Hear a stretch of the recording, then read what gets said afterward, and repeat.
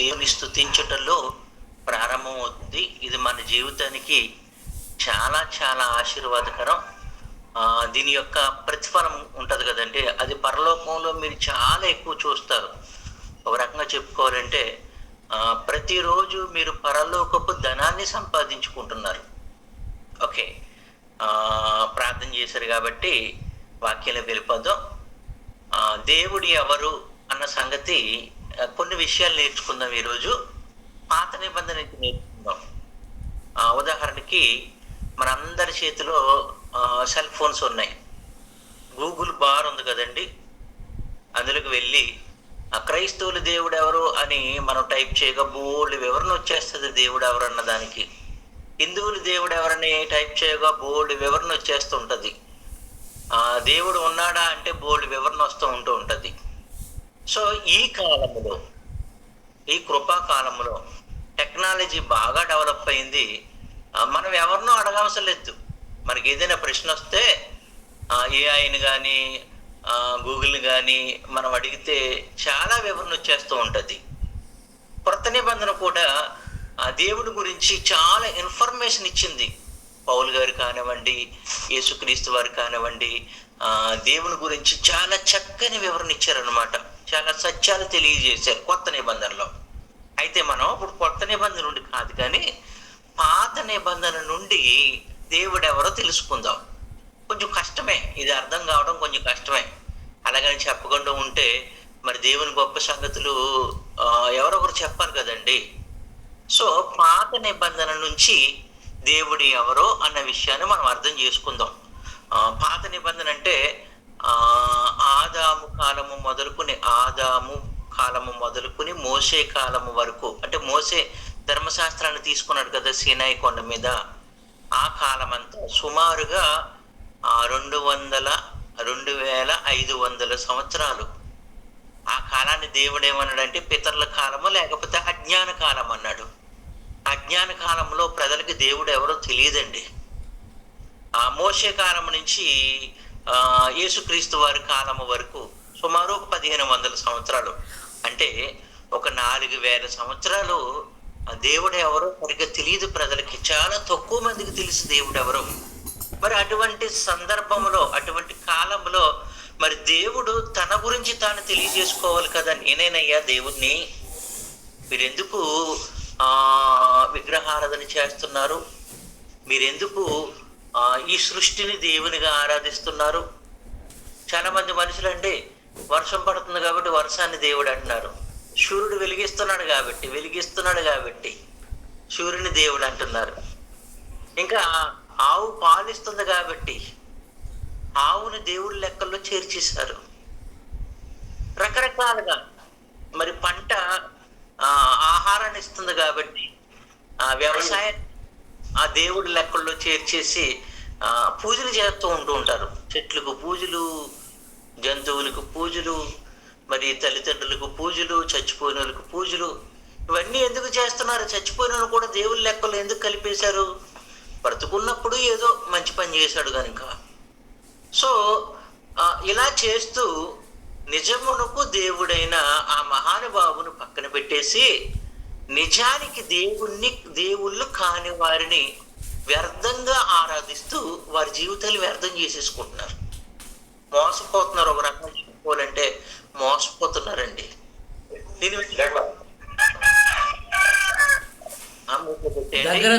కోరిక వస్తున్నాయి.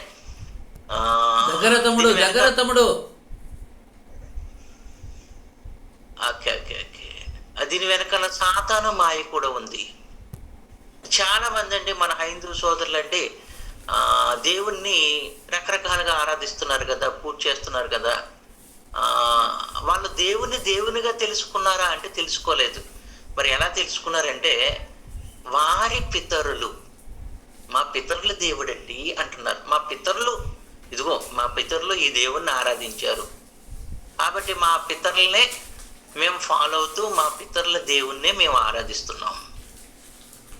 రీసెర్చ్ లేదు, ఒక రకంగా పరిశోధించట్లేదు, దేవుని కోసం పరిశోధించట్లేదు. సో మనం ఈరోజు పాత నిబంధనలో దేవుడు తన దైవత్వాన్ని ఎలా ప్రత్యక్షపరుచుకున్నాడు అన్న విషయాన్ని కొద్ది నిమిషాలు ఆలోచిద్దామండి. ఆది కాండం నుంచి మొదలు పెడదాం. ఆది కాండం మొదటి అధ్యాయం మొదటి వచనం. దేవుడు భూమి ఆకాశములు కలగజేసెను అని ఉంది. అక్కడ దేవుడు కలగజేసిన వాడు దేవుడు. 9వ వచనం. దేవుడు ఆకాశము క్రిందనున్న జలమును ఒక చోటనే కూర్చబడి. 14వ వచనం. దేవుడు పగటిని రాత్రిని వేరుపరిచినట్లు జ్యోతులు కలుగునగాకనియు కలగాలి.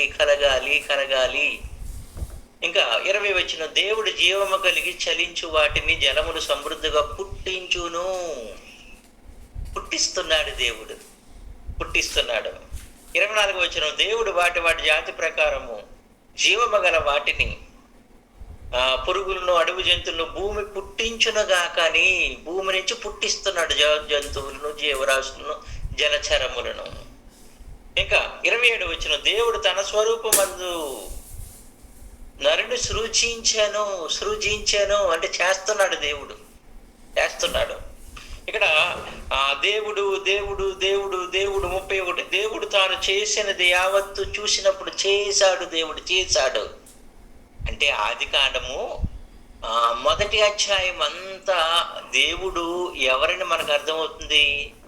కలుగజేసిన వాడు, సృష్టించిన వాడు, పుట్టించిన వాడు.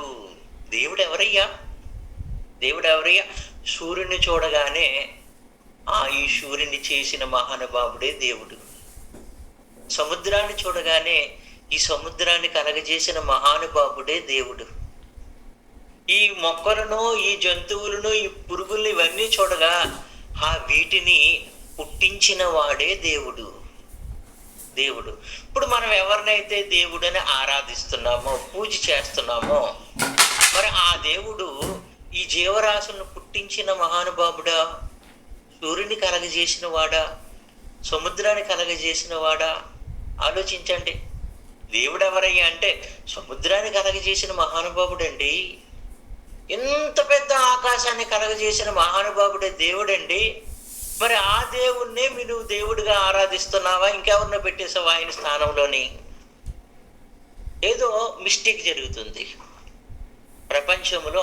మన భారతదేశంలో దేవుని విషయంలోనంటే చాలా అపార్థం చేసుకున్నారండి. అదే నాకు బాధ అనిపిస్తుంటుంది. ప్రియమైన దేవుని పిల్లారా, మన సువార్త ఎందుకు ప్రకటించాలి?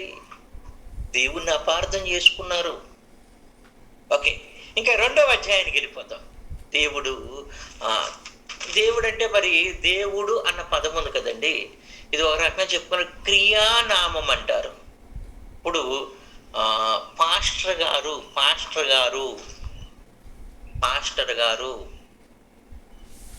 అనేది పేరా, లేకపోతే అతను చేస్తున్న పని? అంటే అతను చేస్తున్న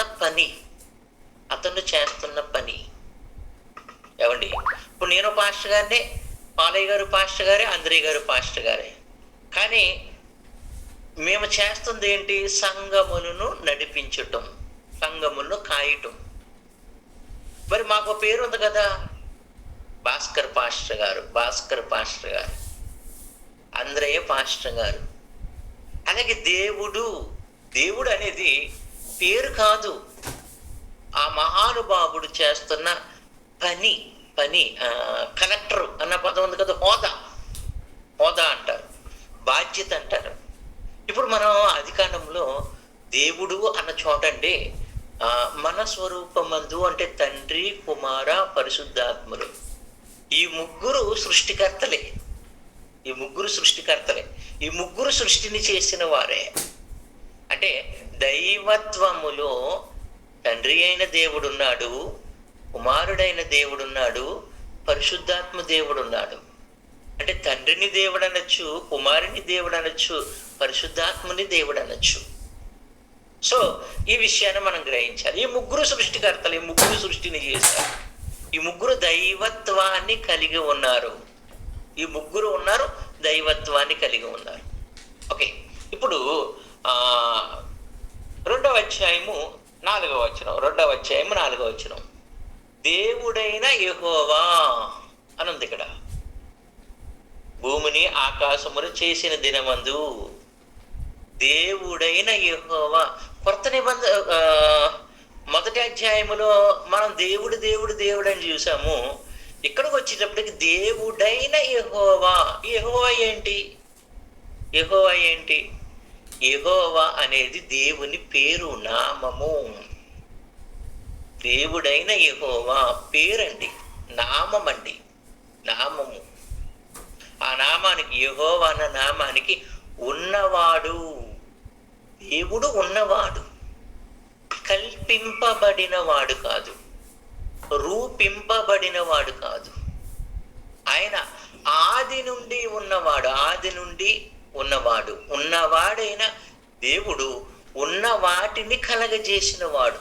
దేవుడు ఎవరయ్యా అంటే ఆయన ఉన్నవాడండి. ఆ ఉన్నవాడైన దేవుడే ఉన్న వాటినన్నిటినీ కలగజేశాడైన. అర్థమవుతుందండి? దేవుడు ఎవరు అర్థమవుతుందా? కలగజేయబడిన వాడు దేవుడు కాదు. ఇప్పుడు కలగజేయబడిన వాడు దేవుడైతే మరి కలగజేసిన వాడు ఏమవుతాడు? కలగజేసిన వాడు ఏమవుతాడు? సో ఇది పరిశోధన అంటారు. దీన్ని ఏమంటారంటే పరిశోధించి, దేవుణ్ణి పరిశోధించి తెలుసుకోవాలి. దేవుడైన యెహోవా 2వ అధ్యాయము 18వ వచనం. మరి దేవుడైన యెహోవా నరుడు ఒంటరిగా ఉండటం మంచిది కాదు. మనుషుల మంచి చెడుల గురించి ఆలోచిస్తున్న మహానుభావుడే దేవుడు. మంచి చెడుల గురించి, మంచిది చెడుది. ఏమండి, ఆ దేవుడు అంటే ఆయనకు ఒక ప్రమాణం ఉండాలండి. మనం ఎవరినైతే దేవుడు అంటున్నామో ఆయన గొప్ప గొప్ప కార్యాలు చేసి ఉండాలి. ఆయన గొప్పగా ఆలోచించువాడై ఉండాలి. నరుడు ఒంటరిగా ఉండుట మంచిది కాదంటే మంచి చెడులను ఆలోచిస్తున్న మహానుభావుడే దేవుడు. 3వ అధ్యాయం 1వ వచనం. దేవుడైన యెహోవా, దేవుడైన యెహోవా చేసిన సమస్త జంతువులలో, దేవుడైన యెహోవా అంటే యెహోవా అనేది పేరు అన్న విషయం మనం అర్థం చేసుకున్నాం. ఓకే ఏమండి, వీళ్ళు అభివృద్ధి చెందారు. దేవుడు కలగజేసిన మనుషులు అభివృద్ధి చెందారండి. చాలా మంది జనాంగం అవ్వారు. జల ప్రళయాన్ని రప్పించాడు, ఆ చెడిపోయిన మనుషులను పాడు చేశాడు, నాశనం చేశాడు. మరలా మనుషులను అభివృద్ధి చేశాడు. వాళ్ళ ద్వారా చాలా మంది మనుషులు పుట్టుకొచ్చారు. వాళ్ళు ఒక రకంగా చెప్పుకోవాలంటే దేవుడు ఎవరో తెలియక కొంతమంది, అంటే మనుషులలో చాలా మంది దేవుడి స్థానంలో విగ్రహాలు పెట్టేసుకున్నారు. అబ్రహాము కాలం వచ్చేటప్పటికే విగ్రహారాధన స్టార్ట్ అయిపోయింది. ఎందుకు అలా జరిగిందయ్యా అంటే దేవుడు కనిపించట్లేదు.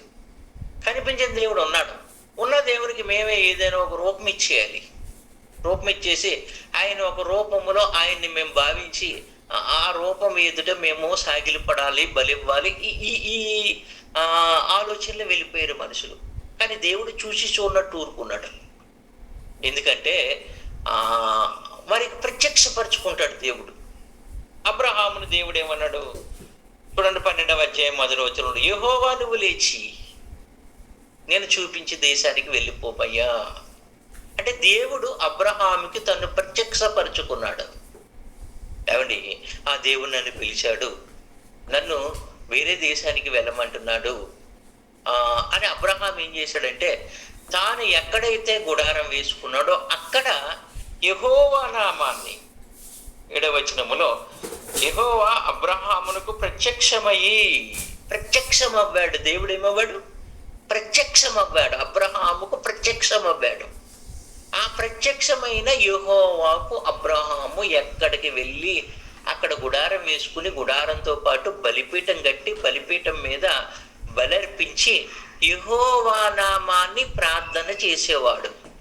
తద్వారా అబ్రహాముతో ఉన్న వారికి, అబ్రహామును పరామర్శించడానికి వస్తారు కదా, విజిట్ చేయడానికి వస్తారు కదా కొంతమంది, వాళ్ళకి ఎవరు పరిచయం అవుతున్నారు? సృష్టిని చేసిన సృష్టికర్త అయిన దేవుడు అబ్రహాము ద్వారా. అంటే సృష్టిని చేసిన దేవుడు ఎవరు? యెహోవా. ఆ యెహోవాయే ఎవరికి ప్రత్యక్షం అవ్వాడు? అబ్రహాముకి. అబ్రహాము ఎవరికి బలిపీఠం కట్టాడు?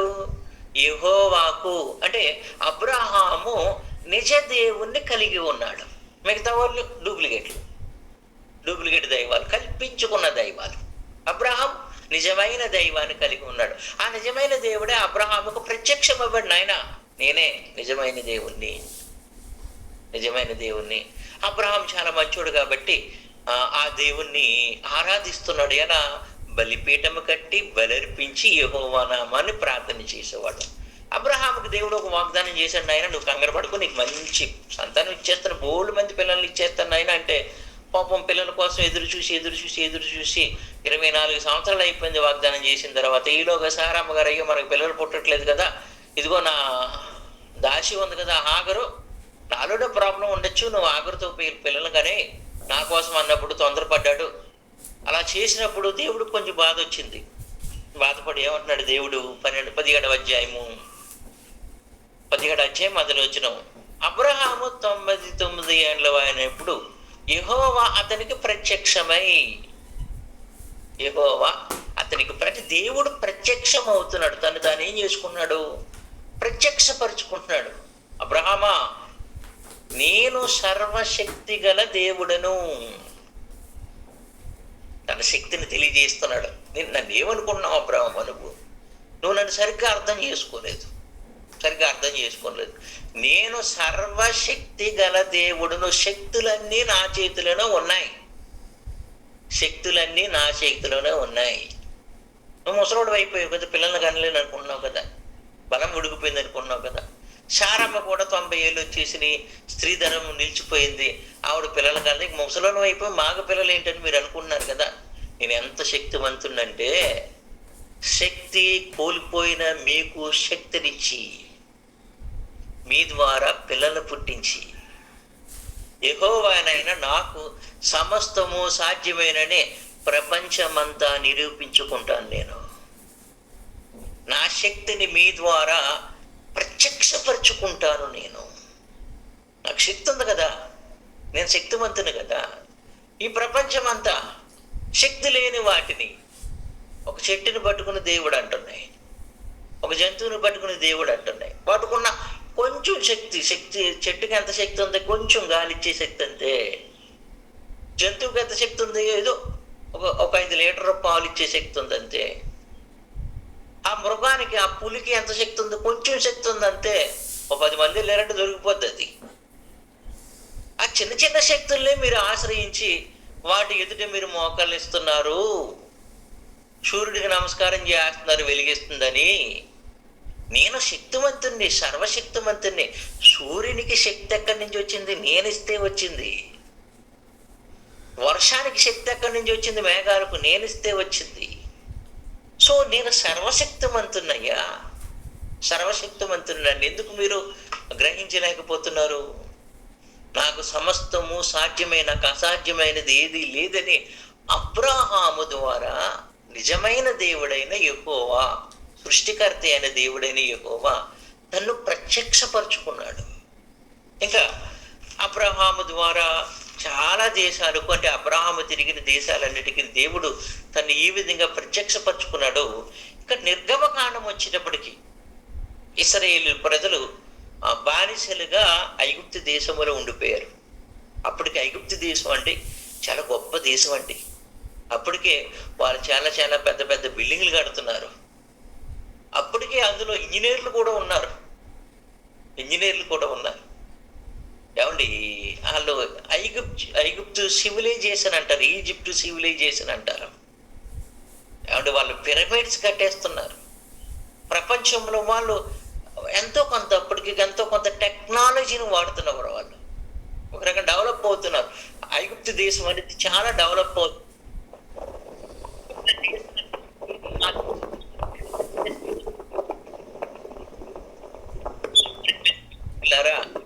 ఇప్పుడు ఐగుప్తీయులు కూడా యెహోవాను దేవునిగా కలిగి లేరు. వాళ్ళు విగ్రహారాధన చేస్తున్నారు.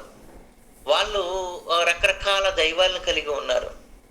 సో మరి వాళ్ళకి దేవుడు ఎవరో ప్రత్యక్షపరచుకోవాలి కదా. దేవుడు ప్రపంచంలో పెద్ద దేశమైన ఆ దేశ ప్రజలకు, ఆ దేశ రాజుకు మరి దేవుడు ఎవరో తను ప్రత్యక్షపరచుకోవాలి కదా. అలా వదిలేస్తే ఎలా? ఈ ఇశ్రాయేలు ప్రజలు ఆ దేశంలో బానిసలు అయిపోయారండి.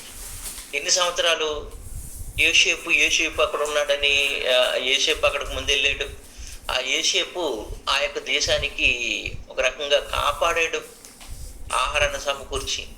ఆ టైంలో కరువు వచ్చిన ఆ టైంలో యాకోబు అతని సంతానమైన 70 మంది ఆ దేశానికి వెళ్ళి ఆ కరువు నుంచి కాపాడబడ్డారు.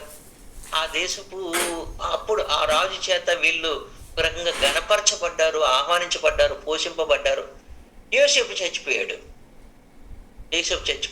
యోసేపు చచ్చిపోయిన తర్వాత యోసేపుని ఎరగని కొంతమంది రాజులు పుట్టుకొచ్చారు. ఆ రాజులు ఏం చేశారంటే, ఈ 70 మంది ఇశ్రాయేల్ జనాంగానికి పుట్టిన పిల్లలు ఉన్నారు కదా, బోల్డ్ మంది అయిపోయారు వాళ్ళు. అప్పుడు చాలా మందిని కనేసేవారండి ఏమండి. సో వాళ్ళని బానిసలుగా చేసేసుకున్నారు, వీళ్ళకి స్వతంత్రం లేదు.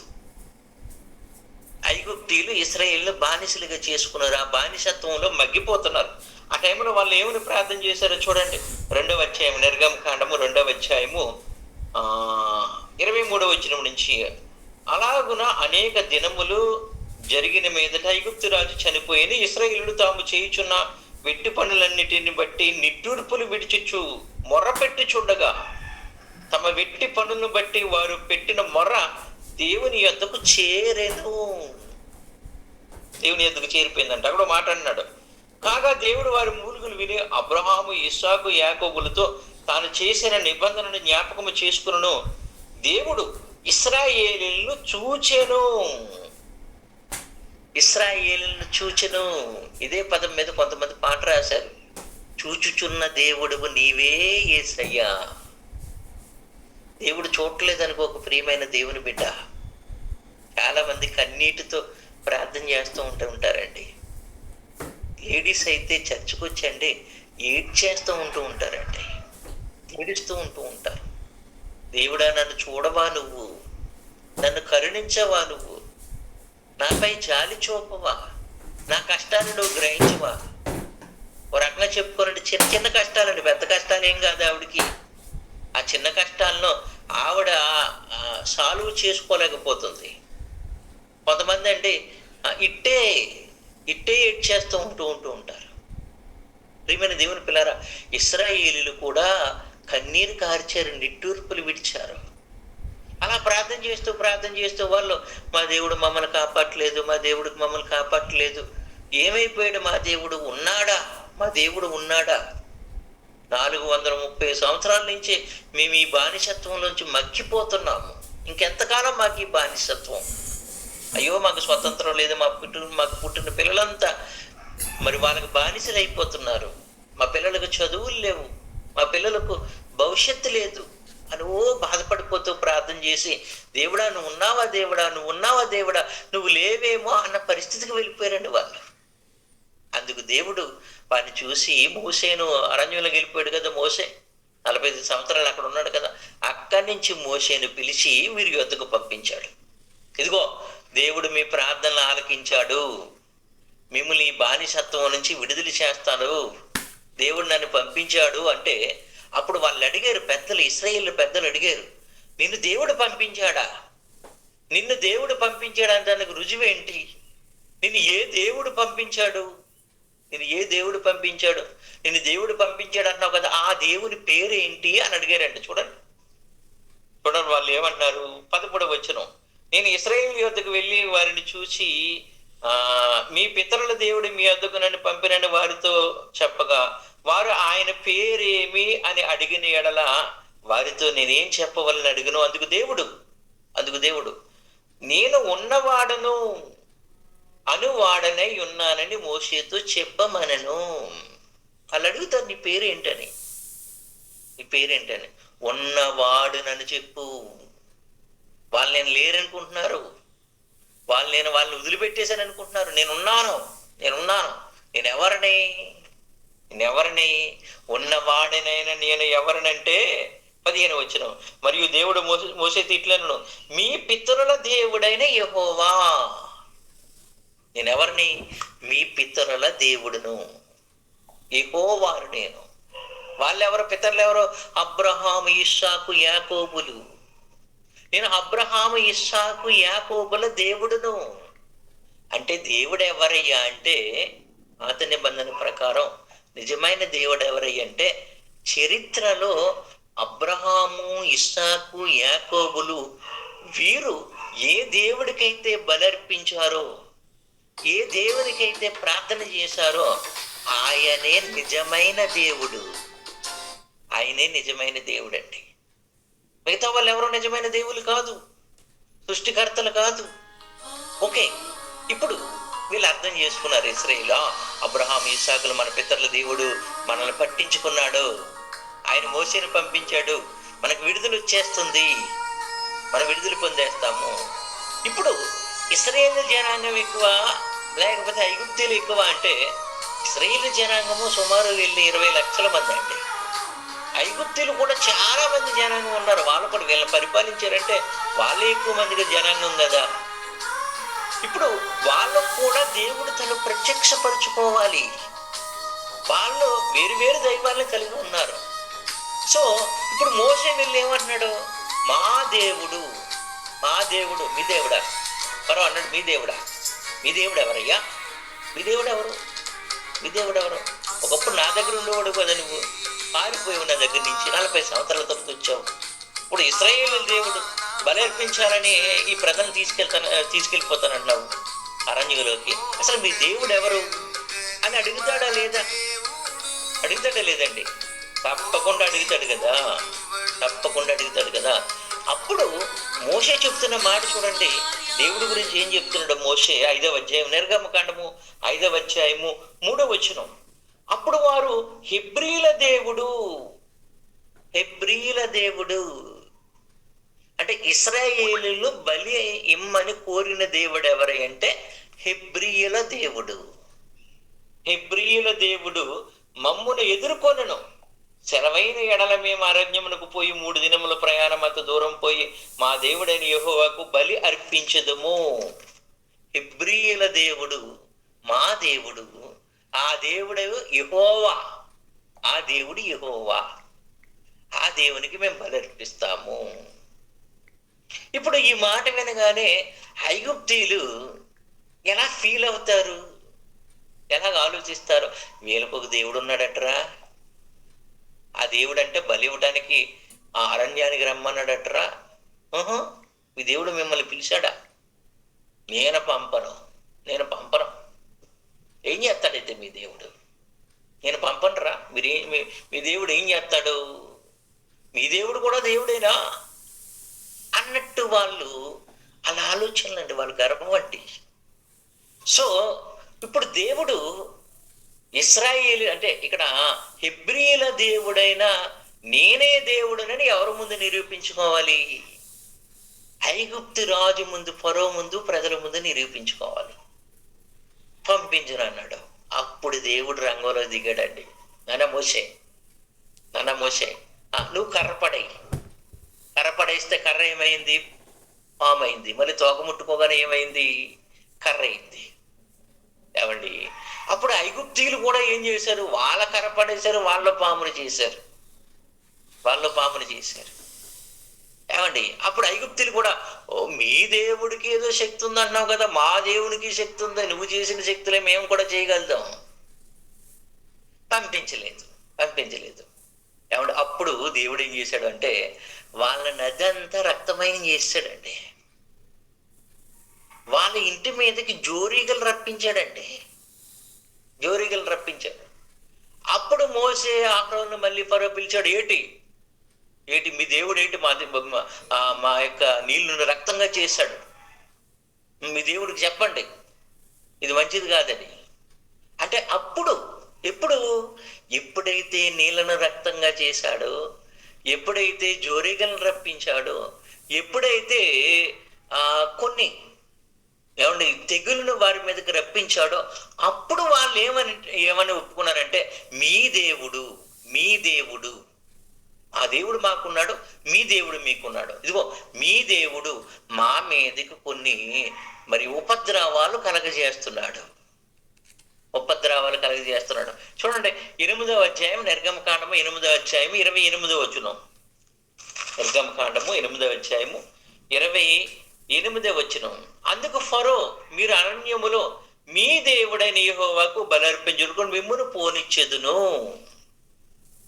పంపేస్తాను మిమ్మల్ని, మీ దేవుడైన యెహోవాకు బలి ఇవ్వడానికి పంపిస్తాను అంటే ఇప్పుడు ఫరో ఏమని ఒప్పుకున్నాడు? మీ దేవుడు కూడా దేవుడే, ఈ దేవుడు దేవుడే, మీ దేవుడు దేవుడు, మొదలు పంపనన్నాడు. ఎందుకు పంపనన్నాడు? మీకు దేవుడేటయ్యా, మీకు దేవుడేటి? ఎప్పుడైతే 4 దెబ్బలు దేవుడు వేశాడో ఐగుప్తీయుల మీద, అప్పుడు ఒప్పుకున్నాడు మీ దేవుడు, మీ దేవుడు. దూరం వెళ్ళొద్దు అన్నాడు, దూరం వెళ్ళడానికి వీల్లేదు అన్నాడు, కొందరే వెళ్ళమన్నాడు. మళ్ళీ దేవుడు వాళ్ళ మీదకి మళ్ళీ ఉపద్రవాలు కలగజేశాడు. అమ్మో అప్పుడు ఐగుప్తీయులు, ఫరో, అమ్మో ఇశ్రాయేలీయుల దేవుడు చాలా శక్తిమంతుడు, ఆయన ప్రజలను మనం వదలకపోతే ఆయన మన మీదకి చాలా ఉపద్రవాలు కలగజేస్తాడు. సో ఇక్కడ మనకి ఏం అర్థమవుతుంది? ఇశ్రాయేలీయుల ద్వారా ఐగుప్తీయుల మీద నిజ దేవుడైన యెహోవా తన బలాన్ని చూపిస్తున్నాడు, బలమును చూపిస్తున్నాడు. ఏమండి, పంపించాడండి, లాస్ట్కి ఇంక పంపించాడండి. పంపించినప్పుడండి ఎర్ర సముద్రం అడ్డొచ్చింది. అప్పుడు ఎర్ర సముద్రం 2 పాయలుగా చేశాడు. ఇశ్రాయేలు దాటిన తర్వాత ఈ తరుముకెళ్ళిన వీళ్ళందరినీ ముంచేశాడు. అప్పుడు ఐగుప్తీయులంతా ఏమనుకుంటారు? అమ్మో ఇశ్రాయేలీయుల దేవుడు ఎంత గొప్పోడండి, ఎంత గొప్పోడండి. నిజంగా ఇశ్రాయేలీయుల దేవుడే దేవుడు. ఇశ్రాయేలు అప్పుడు ప్రపంచమంతా మారు మోగిపోయింది. ఎవరి కోసం? ఇశ్రాయేలీయుల దేవుడే దేవుడన్న గొప్ప సంగతి మారు మోగిపోయింది. ఇప్పుడు కూడానండి, ఇప్పుడు కూడా ఇజ్రాయెల్ దేశం ఉంది కదండి, ఆ దేశం చుట్టూ చాలా దేశాలు ఉన్నాయి, ముస్లిం కంట్రీస్. వాళ్ళండి ఆ దేశంతో యుద్ధం చేయడానికి భయపడతారండి. ఎందుకంటే వాళ్ళ వెనకాల ఉన్న దైవశక్తి నిజ దైవశక్తి. సృష్టికర్త ఇశ్రాయేలీయులకు గొప్ప చరిత్ర ఉందండి. ఆ చరిత్రకు గల కారణం ఏంటంటే సృష్టిని చేసిన సృష్టికర్త అయిన దేవుడు వాళ్ళ వెనకాల ఉన్నాడు. వాళ్ళని విడుదల చేశాడు ఐగుప్తు దేశము నుంచి. అదే దేవుణ్ణి, ఇశ్రాయేలును విడుదల చేసిన దేవుణ్ణి, ఇశ్రాయేలును ఐగుప్తు నుంచి మరి ఆ బానిసత్వం నుంచి బయటికి రప్పించిన దేవుణ్ణి ఈ రోజు మనం దేవునిగా కలిగి ఉన్నాం. మర్చిపోకుండా విషయం. మన దేవుడు ఎవరు? అబ్రహాము, ఇస్సాకు, యాకోబుల దేవుడు. మన దేవుడు ఎవరు? చరిత్రలోకి వెళ్తే హెబ్రీయుల దేవుడు ఎవరు? మన దేవుడు ఎవరు? ఐగుప్తు దేశము నుంచి, ఐగుప్తు బానిసత్వము నుంచి విడుదల చేసిన దేవుడు. మన దేవుడికి ఉన్న గొప్ప కెపాసిటీ ఏంటంటే మనల్ని మన పాపం బంధముల నుంచి విడుదల చేసి మనకు రక్షణ ఇచ్చిన దేవుడు మన దేవుడు. యేసుక్రీస్తు ద్వారా మనం పాపము నుంచి విడుదల చేయబడ్డాం. ఈ లోకం అది గ్రహించాలి. పాపము నుంచి విడుదల చేయబడాలి అంటే అది ఒక్క ఇశ్రాయేలీల దేవుడు వల్ల అవుద్ది. యేసుక్రీస్తుని ఈ లోకానికి పంపించిన దేవుడు వల్ల అవుద్ది. మిగతా వాళ్ళెవ్వరికి వాళ్ళు అనుకుంటున్న దైవాలు వారిని పాపము నుంచి విడుదల చేయలేవు. ఇది గ్రహించాలి మనం. మన దేవుడు ఏం చిన్నోడు కాదు, మన దేవుడు చాలా గొప్పోడు. మన దేవుడికి చరిత్ర ఉంది. సృష్టిని చేసిన చరిత్ర ఆయనదే.